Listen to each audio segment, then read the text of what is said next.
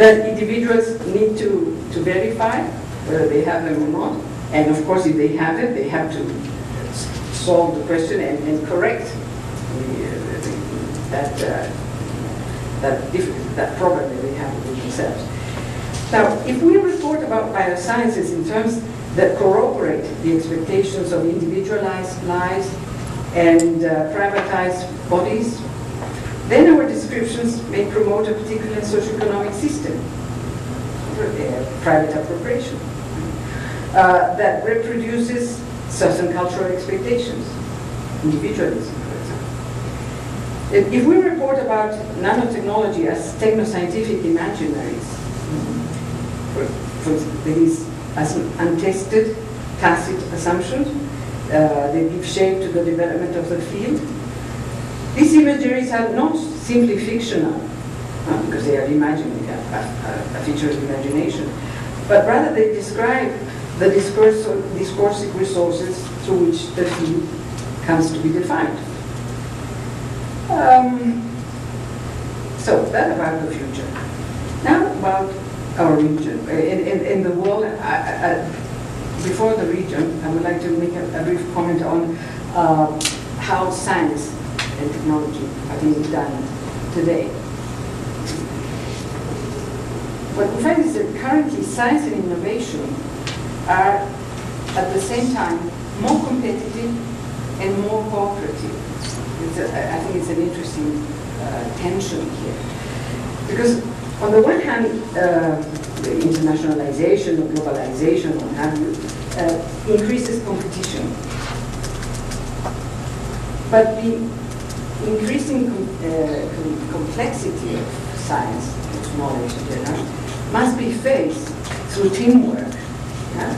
So science has quite a while ceased to be an individual endeavor. Perhaps at very small laboratories of basic science you have individual, but still that individual works in is a part of a network, he works in a network and so on. So it needs teamwork, it needs coordination, it needs interaction, it needs even the reutilization of resources.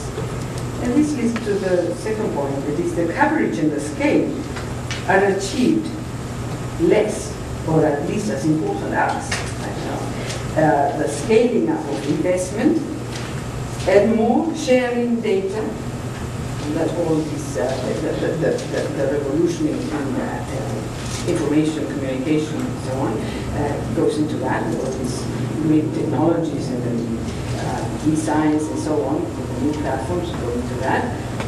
So we are sharing data, knowledge, and infrastructure, and even very often in collaboration with competitors. You have to involve your competitors and work together in order to reach the final aim. So the new sciences and technologies afford reference frames that are infinitely adaptable. And this is the fascinating thing of converging technologies, in particular nanotechnologies. It's fantastic, and with informatics as well.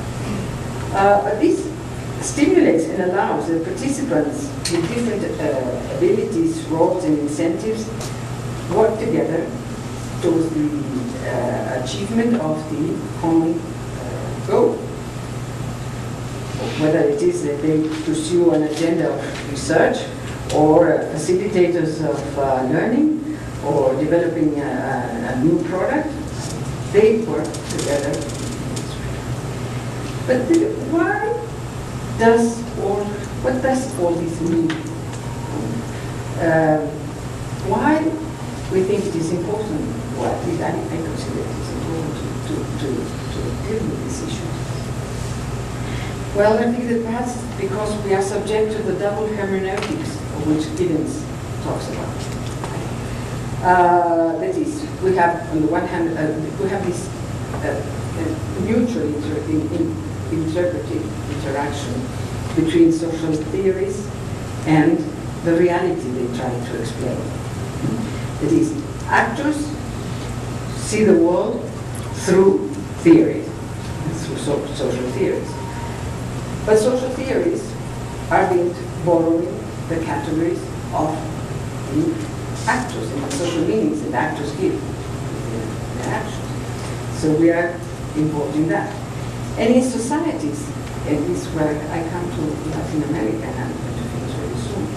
In societies with little margins of freedom, and when I speak of freedom here, it's freedom also in terms of knowledge. How much knowledge do we have? How able are we to do things? In the end, it was a call for action that Mario was giving us, but on the other hand, was a sense of impotence that we sense that, come on, where are the ideas? Where is the knowledge that we need to really develop and solve our mess here? So I think that we have little margins of freedom in that sense in the region, our countries don't have rigorous science and technology establishment at this stage of the global economies. The question then, I think, that must be raised in our societies and must be answered whether we wish that the research to be done, the kind of research that we have, or the research structure that we devise, promote this kind of agenda that we see in the world, the ones that are building up these techno futures for us. And if not, how can that be avoided? And what would be the alternative to that?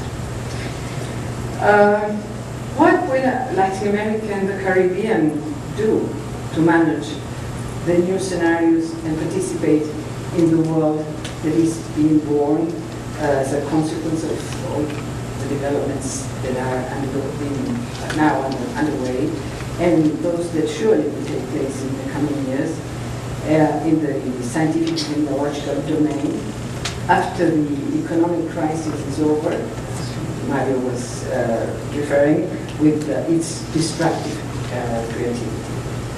Well, I think that we are just hardly beginning to frame the problems, but the answers are topics that surely we have to explore in the future, and not in the long distant future, but now, very, very soon, in the next coming years. There is not much time for that.